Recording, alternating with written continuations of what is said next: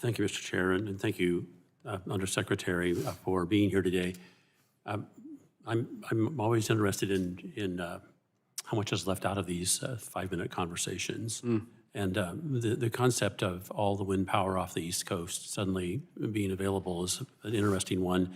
And I asked the mayor of New Haven years ago where the transmission was that would manage all of that wind power that was at one point planned. Have you studied that? Because the answer is there isn't transmission available for that wind power. And that would appear to be the case also in my state of Oregon, where there were literally hundreds of megawatts, if not gigawatts, of solar planned and on the drawing board, but there's no way to get it to where it was going to be used. Yeah. And so it gets us back to the incredible frailty of our grid. But I'm just curious about the eastern seaboard for just a moment. What kind of shape is that grid in? I think you raise an important point, which is that there are seen and unseen costs in the energy system. And so you look at like the levelized cost of electricity, and comparing dispatchable and non-dispatchable resources is not an apples to apples comparison, because you have to look at the value that those resources provide to peak demand. And you also have to look at the incremental cost of connecting non-dispatchable resources via transmission. That is not factored into the LCOE, which can appear low. But if you do a balancing of cost and value, you will see that reliable dispatchable generation is by far the most valuable generation that we have. And we know that because the nonpartisan grid operators tell us that. And so we are in the largest RTO ISO in the country at PJM.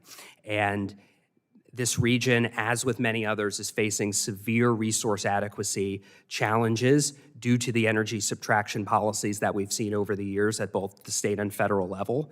Trump administration is fixing those problems. We're stabilizing the existing energy system by preventing premature closure of generation. We're optimizing it, so we're upgrading in new transmission in key congestion areas where you can actually reduce costs for consumers and get more out of the existing system. We're uprating generation, nuclear, natural gas, and coal, and then we're going to be building and growing our overall energy system to meet future energy demands. As a lifelong resident of Oregon and having spent 12 years in the Oregon legislature, I've heard lots of discussion about, I'm going to say wishful thinking, about how if we just have all of this intermittent power, then the rest of our problems will take care of themselves. And I saw it most clearly recently in going back and looking at the year that we're supposed to be all renewable in Oregon, which would be 2040. And then moving back this direction, it's 90% in 2035 and something like 80% in 2030. That's just a few years away. But right now we're using about 30% natural gas. And if you're going to use renewable, you've got to go to where it is, and that requires transmission. So why people think that suddenly transmission is going to spring into place so that they can bring that renewable power in is unclear to me. And I've raised this issue many times, but it always seems to be, well, don't worry about it. Somehow someone will step up and fix this. Yeah. But transmission, because of all of the environmental laws and protections we now have, takes forever to build.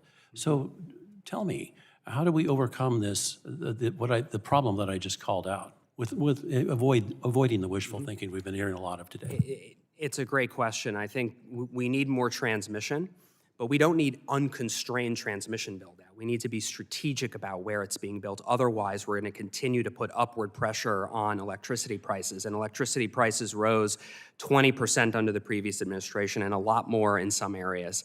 We have to be very strategic. There are real system congestion costs in certain regions of this country that have sufficient generation, but just don't have enough capacity on the wires to move the electrons from where they're generated to where they're needed. Those are imposing, that system congestion is imposing billions of dollars of costs on American families. And so we can strategically upgrade, and we are starting to do that now. We have used our loan program to do that.